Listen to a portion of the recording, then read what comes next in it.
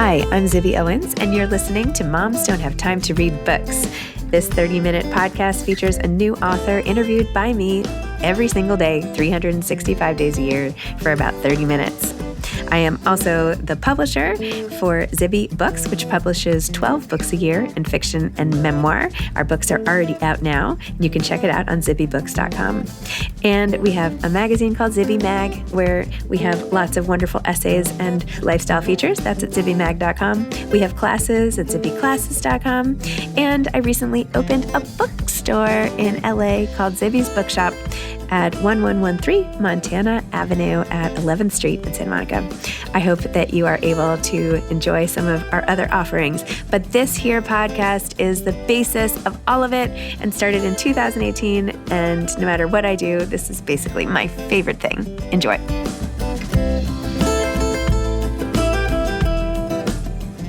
William Dameron is the author of The Way Life Should Be, a novel. This episode was guest hosted by Julie Chavez, author of the forthcoming Zibby Books title, Everyone But Myself, and host of Ask a Librarian. And Bill was on my podcast for his previous book as well. William Dameron is an award-winning blogger, memoirist, essayist, and the author of The Lie, a New York Times editor's choice. His work has appeared in the New York Times, Times in the UK, Telegraph, Boston Globe, Washington Post, Salon, HuffPost, Oprah Daily, Saranac Review, LitHub, and in the book Fashionably Late, Gay, Bi, and Trans Men Who Came Out Later in Life. William and his husband split their time between the coast of southern Maine and Florida. Bill, thanks so much for coming back on Moms Don't Have Time to Read Books. I'm so excited to have you here today. It is exciting to be back, and I hoped I would be back with another book. I bet. I have so many questions for you, especially since you wrote your memoir and this is a novel, and it just feels like it had to be such a different experience. Was it for you? The experience started out to be very similar, to be honest with you, because this book, its life, began as a memoir. And about 100 pages in, I switched it to a novel. So interesting. Okay. I really learned on this book how to write fiction, how to switch from first person to third person. Oh my goodness. It's so fascinating for me because I wrote a memoir and I'm slowly trying to do the same thing, working on a novel. And it's such a different headspace. And before we go any further, let's clear up. We're talking about your new novel, The Way Life Should Be, which it turns out is Maine's tourist slogan. Is that correct?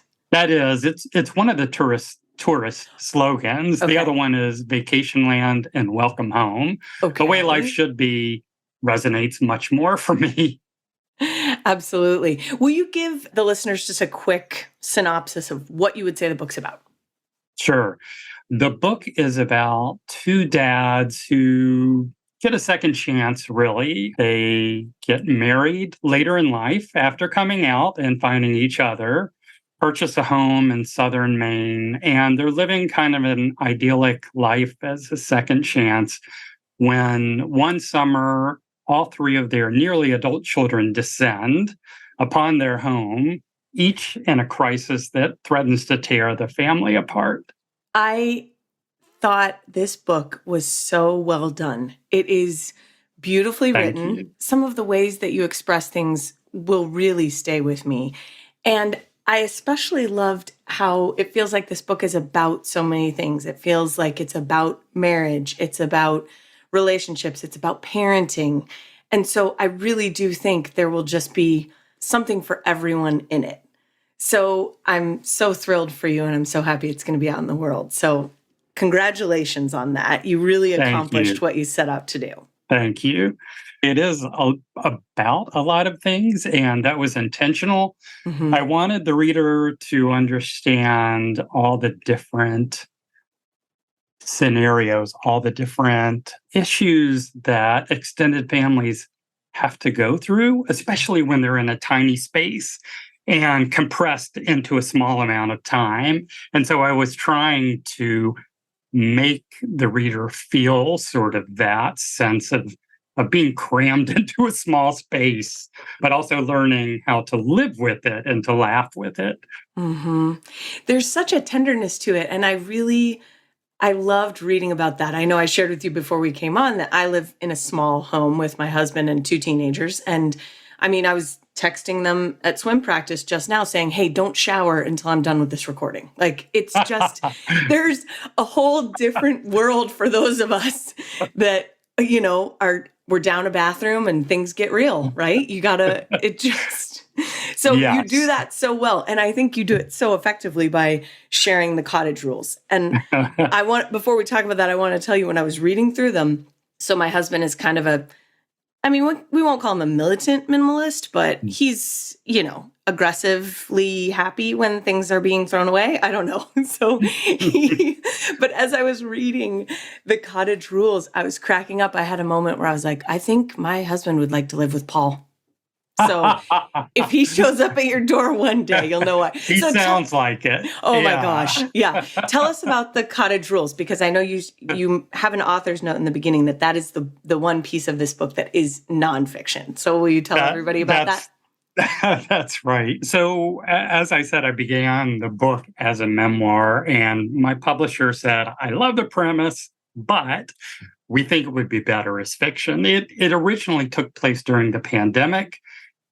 And I didn't want to write about that. It was too constraining. Yes. And so I decided, turn it into fiction, make it go off the rails, put my family in situations they were never in. Yes. But I'm going to take the rules that Paul authored many years ago when we did have several of our children living with us, because we would make them read them publicly and we would laugh at it. And I thought, this is a great framing device for chapters. And so I took those rules, and Paul, like your husband, is a militant minimalist. And we had a amount of time, 7.5 minutes for a shower. So I understand. Yes. But you have to create those rules in order to live peacefully. You really do. Otherwise, things will get ugly fast. I mean, people can really want to murder each other over a wet towel or something in the washer. Yes. It really is. You are not wrong. So I loved it. Well, tell Paul he did well. And the ones about having your chi aligned and all of those really cracked me up toward the end. It was such a perfect framing device for it too, because I felt like in the reading of the book, that kept bringing me back to not only the real, I think it did bring me back to the realness of what you were sharing. Like that this book is fiction, but it is true, because there is so much truth inside of it, and really, really enjoyed that. I wanted to talk briefly. So when Zibby interviewed you a few years back, you were planning, the premise for this novel, what you were planning on working on was different. And so I was surprised. Now, how did that happen? Did you attempt the other project and then go a different direction? Yeah, I can tell you what happened. I was working and still am working on a couple of other projects. The one I spoke to Zippy about was more historical fiction, and that one I'm still working on. But like many other writers, when the pandemic hit, yes, I couldn't write anything. Reality was just too much. And I couldn't even imagine a world beyond the one I was living in. Yes. And my agent called me up and said, "Hey, how's it going? What are you working on?" And I unloaded. Right. And then he stepped back and said, "Okay." That was a lot. I think it was more than he expected. Totally. Why don't you just sit down? Because I had been telling him about some of the things going on. We were taking care of my in-laws who were older and declining in health. And it was stressful and the world was falling apart. And he said, just write down life happening, take note like a journalist. And so I started to do that. And that's when I realized a big part of writing is just showing up and writing. And so I did that, and I had 100 pages and I said, all right, here's my memoir. But then we shifted into, and you can imagine my editor's response. Oh, a pandemic memoir. Yay. Yes, Yeah, please. No. fantastic. Mm-hmm. We've heard enough. We want to escape. And Totally. so I did escape, and I was able to get out of my bubble and just create this completely fictional account where I do horrible things to people who resemble my family members. But in the end, we come through it. You do.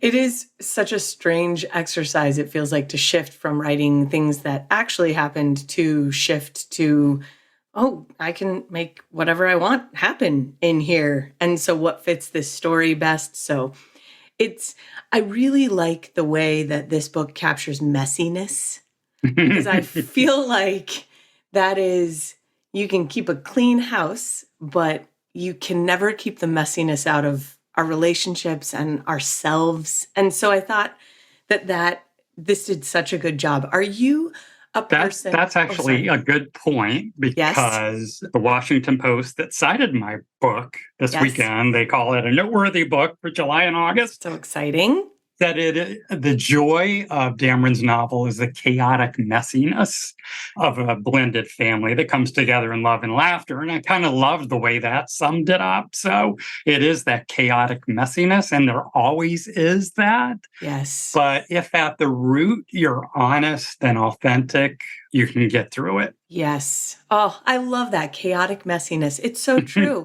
And it's so true to life. We all experience that, right? Even when you're in seasons that are maybe less volatile than others, there's still just the messiness of our internal selves too that's, always informing that. I really loved one of the lines that you wrote. It was early in the book, but you wrote, "We think we know our spouses better than they know themselves, because in a way, we create them as if before us, they were waiting to be brought to life." And I have to tell you, I highlighted that, I dog-eared the page, and I have been turning it over in my mind since I read it, because I say that my husband is a militant minimalist, which he is, but I also have my own control freak sides. And reading that I was so fascinated by that. Was that something, things like that, sort of insights that you put in, is that something you see in yourself? Where do you pull that for a novel? That did come from myself and the way that I knew Paul, and especially since we too are fathers who came out later in life. Mm-hmm. We weren't our full selves before we married each other. And I feel like, in a way, we create that image of the person that we love by loving them. And they truly didn't exist in that way before us. That's the way I see it. And other people might see it another way.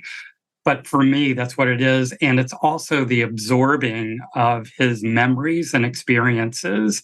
We have talked so much about everything that he's done, what his family has done. I have watched old home movies, and I do forget, wait a minute, was that my memory or was that his? And I think that's what I do, is when you meet the person you're supposed to be with, you want to be them in a way. You want to completely be them. And I think that's how we create them. Does that ever weigh on you? Because listening to you say that makes me realize that I feel that way. And the fact that I can never fully inhabit the mind of this person that I love so much, sometimes that feels sad to me. Does that resonate for you at all? It does resonate for me, because I want to understand, really. Paul is very good at being this happy-go-lucky person. And I want to know when he's genuinely hurting, and he doesn't always show that. Yes. And I think that for me is sad. And I think even worse is when I might say or do something that hurts him, and I want to know how that feels. But there's another part of me who does not want to know all of his thoughts. No, it's so true. It's the dance of intimacy, right? Where it's like, I need to be close to you, but there's a too close that wouldn't be good for us, because I would know too much. Right? Yeah. Gosh, Yes. I love thinking about those sorts of journeys in our lives. And I think you put so many really effective words to it because you did meet him later in your life when you weren't, and until then you had been shielding this part of yourself. So to have that wholeness and fullness in your relationship, I would imagine, is a very beautiful thing for the two of you. It is. And our families are totally enmeshed. I mean, not our families. We just call them our families Yes, now. yes. So yeah, it is. It is a really great place. The wonderful chaotic messiness of living with people. Yeah. I wanted to talk to you about, I read your Modern Love column, which still after all this time is just so wonderful. And I want to go back and read your memoir after listening to the interview with Zibby and also just learning about that. So I read the column, and then Anna Martin interviewed you last year because it had been 15 years, which also just the passage of time as I get older is really incredible. I mean, the speed at which things turn is insane. Did you enjoy revisiting that with her? I really did, because I was in a completely different place. Also, I just love the Modern Love column. Oh, yes. I've been rejected by them, which I actually was very happy about. All of the best of us have. And I have to tell you, I've been rejected by Modern Love too. This was my third that I submitted. Third time's a charm. And then I got it. So 3 is the charm. Okay, I will keep at it.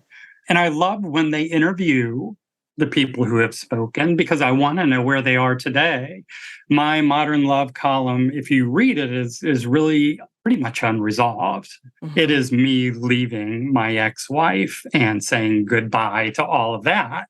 But you as a reader have no idea what happened past that time, except this was probably the most difficult thing that I have been through and my family has been through.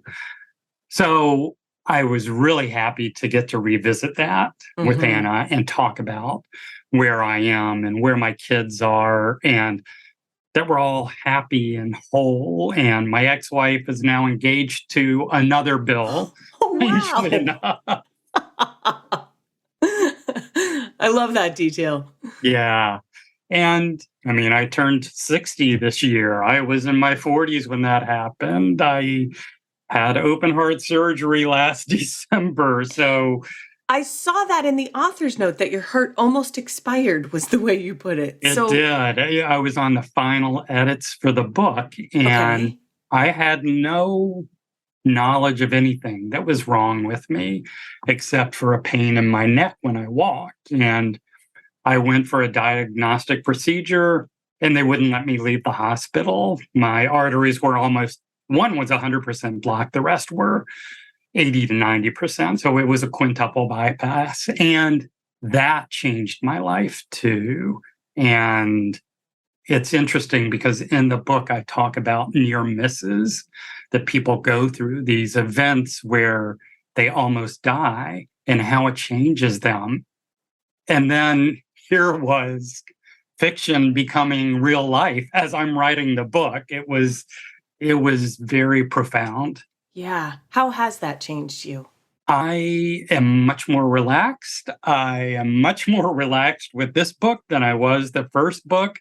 I worried about it. I checked the stats every day. How many reviews did I get? All of these things. This time around, I can't change any of that. I'm in a much better place, though. So it's changed in a really good way. I have such gratitude to be alive. I bet. Is that something that how would you advise someone? So based on what you're talking about, like this experience versus your first, and some of that's inevitable, obviously, because it's just around how our lives unfold. But what would you tell someone with a first book coming out? How would you advise them from the place you are now? It's a waiting game. You think when you get your book, when it's bought by a publisher, you think this is it. Now it's all going to move ahead. No, every step of the way is a waiting game. So don't stress over that. You're going to experience, you're going to want to hear more. You're going to want to be in more lists. You're going to compare yourself to everybody else, but don't do it because you are doing the best that you possibly can. And second, keep writing.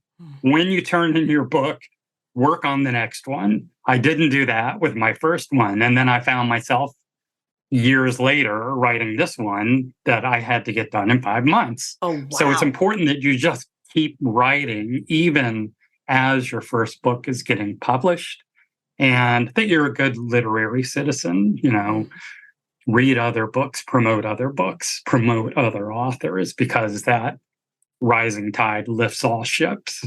Yeah. Oh, that's really excellent advice. And you're so right. I think sharing other authors' work and promoting other authors is also such a tonic for the tendency toward comparison. And, because I don't think we mean to do it to But be we all do. egomaniacs. Yes, but we do. I mean, you just can't help it. It's such a, you're in IT. So I also want to talk to you about that because your day job is so fascinating to me. How does that tie in for you at all with the social media? Well, first of all, tell me what you do, because you wrote in your bio that it's about the perils of social engineering in cybersecurity.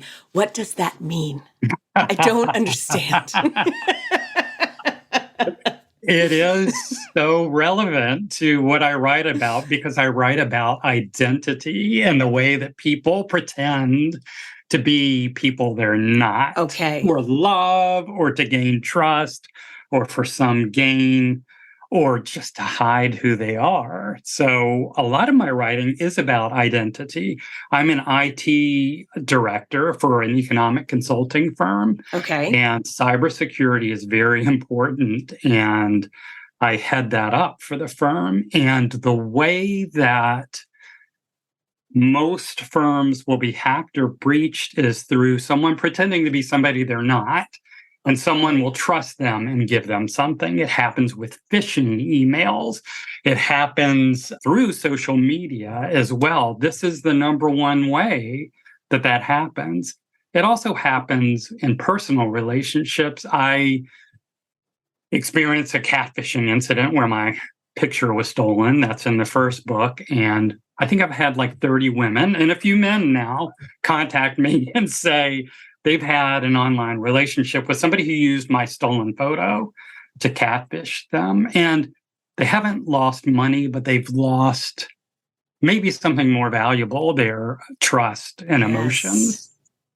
Oh. So the two do dovetail. And I actually use that experience to welcome every new employee so that they'll remember and they have my face, the face of deception. Yes. To remember. Hi, I'm Bill, the face of deception. Welcome to our company. Yes. And I'll be managing your data. But you can trust me. Have a great day. I will say, when you talked about that in your interview with Zibby, I said out loud to myself, what? I just could. I mean, it's so true. Okay, thank you for explaining to me what that meant. I've learned so much now. But it's an interesting time. I mean, we just live in this crazy time. So how we absorb some of these technological advancements that do have potential to give us life and give us connection, and then also take things from us like our trust. And so, yeah, I always think about that right now. People that lived 50 years ago, did they feel like the world had changed as much in those 50 years as we do now? But no one can answer that question for me. So I don't know. I'll work on it. Maybe I need to be a journalist. But I do think the tale of sort of scamming people and pretending to be someone you're not goes back to the beginning of time, doesn't it? That's a good point. Technology makes it easier. Yes. 30 women. Wow. Well, I do say you do have a wonderful face. So I could see how someone would say, this is the one I'm going to use. Thank you. I asked a couple of them why, and they said, your face is non-threatening. And that was their response. Or there was a vulnerability. So right. It wasn't, oh, you're really handsome. It's non-threatening. Man, I mean, really, could they just have told you a little, like a softball lie there, right? Like, you're the most handsome man I'd ever seen. Well, I think at that point they were going to be very honest. Oh, I can only imagine so. So, in your life right now, what's your favorite thing about being a writer? Now it's interesting. Now I have embraced fiction and I love it. Was scary before because I needed the structure of nonfiction in order to write. Okay. And I still do that in essays, but working on novels now, it's the ability to create an entire world and live in it and experience it as someone else. So again, I'm doing the same thing with identities. But they really do seem to live in my head for a while, and it's really enjoyable to go to that place and know that even if it isn't nonfiction, it's emotionally true. Yes. Oh, I love that. Is Paul a reader? He is a reader. Okay. Does he read typically your books? doesn't read. He reads a lot of non-historical nonfiction. He's very interested in, and he can tell you about all of the different figures in the monarchy in Britain and Oh, wow. when they lived, and he knows the flags of all the countries. He's just that type of person. Amazing. Where I remember everything everybody says. Oh, yes, you said you have a very good memory. Is that still true for you? Yeah, it is. It is. And sometimes that's good. Sometimes it's not so good because that language might show up in fiction where I've used something that somebody has said. Interesting. I didn't even think about that. Yes, retaining that. I was thinking more that I'm a person with a good memory, and the part I don't love is when my greatest hits of embarrassment start rolling at like 2 a.m., right? When you're not sleeping, that kind of vibe. So that's always fun. Yes. Why did I say that in 2005? Julie, think back. Well, as writers, we're sponges. We just absorb everything. It's so true. What do you think is the most challenging thing when you are in the thick of it? Because I know you mentioned in the acknowledgments that in the writing process, you are in your head quite a bit. So is that something you combat, or do you just lean into it? Does that bother Paul, or is he okay with that? I mean, how does that work? He is okay with it. I do have my writing process is to get up early, 5 or 6, and write for a couple of hours before I go to work. So I'm typically doing that in the morning. I roll out of bed and do it. By the end of the day, I can't really write anything because I'm just like burnt out by that point. But on the weekends too, especially when the developmental edits come back and I'm on deadline and I've really got to work on it, I do tend to ignore other things that are going on around me. But my family is very accepting. I'm fortunate. My kids are all grown. If I was a young parent, that would be really difficult. But at this point, I can do that. And Paul is aware that it's truly important to me.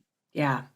What a gift to have that freedom and space in your life. And it is. It sounds like it was just so well earned. But I also love, you said it in the first podcast, and I think it's where we should end today, when you talked to Zibby about how it is never too late, that there are so many gifts that you are experiencing to what you're saying right now, where, maybe there's a little less chaos, or it's easier for you to kind of withdraw and do what you need to do. And that wouldn't have been the case for you earlier in life. So is that something you talk about a lot still, just it not being too late?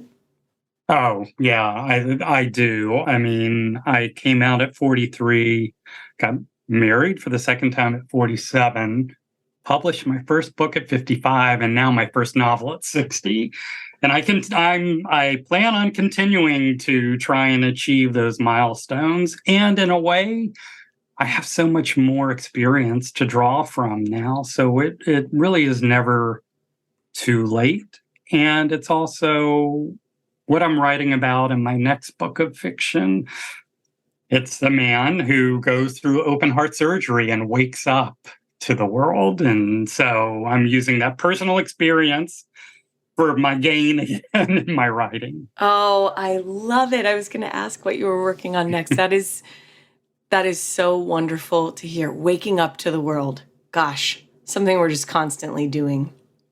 Well, this has been a joy to talk to you. One final important question. What is your least favorite cottage rule? Or what is the one that's hardest for you to follow? When the house is full, getting everybody's permission to use the bathroom. Sometimes I run to the clubhouse. Yep. I mean, we got to do what we got to do. It's right. We've got a pool down the street with some restrooms there. Like, saddle up, partner. I love it. Oh, well, this has been such a joy to talk to you. This book, The Way Life Should Be, is a beautiful end of summer read. I think it's coming out at the perfect time in the year. There's something about the end of summer that just feels so right for this one. So I'm wishing it all the luck. And thanks so much for talking with me and just sharing who you are and about this book. It's wonderful. Thank you, Julie. I've loved it. Me too. Thanks for listening to this episode of Moms Don't Have Time to Read Books. Don't forget to follow me on Instagram at Zibby Owens and at Moms Don't Have Time to Read Books. Also sign up for my newsletter at zibbyowens.com and sign up for my virtual book club and meet lots of authors on Zoom every other week. Thanks so much to Steve and Ryan at Texture Sound for the sound editing. And thank you to Morning Moon Productions for providing this fantastic intro and outro music.